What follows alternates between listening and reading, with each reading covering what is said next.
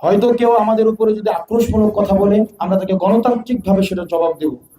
আমরা এমন কোনো ধরনের পরিস্থিতি তৈরি করব না যেটা দিয়ে আমাদের যারা রাজনৈতিক সহকর্মী, আপনি এনসিপির রাজনীতি করবেন, হয়তো বিএনপির রাজনীতি করে, তারা তো আপনার সহকর্মী। আর যেমন আমরা এখানে আসছি, যিনি আমাদের সাথে একটা মনোমালিন্য হয়েছে, জনাব রুমিন ফারহানা, উনি অনেকদিন ধরে রাজনীতি করছেন। আমরা এসেছি, উনি ওনার লোক পাঠিয়েছে যে আমরা ঠিকভাবে, আমাদের এখানে কোনো সমস্যা হচ্ছে কিনা, আমাদের জন্য উনি হচ্ছে উপহার পাঠিয়েছে। এটা কিন্তু একটা পজিটিভ বার্তা, এটা আমাদেরকে অবশ্যই ওয়েলকাম জানানো উচিত। এটা আমাদের ওয়েলকাম জানানো উচিত না?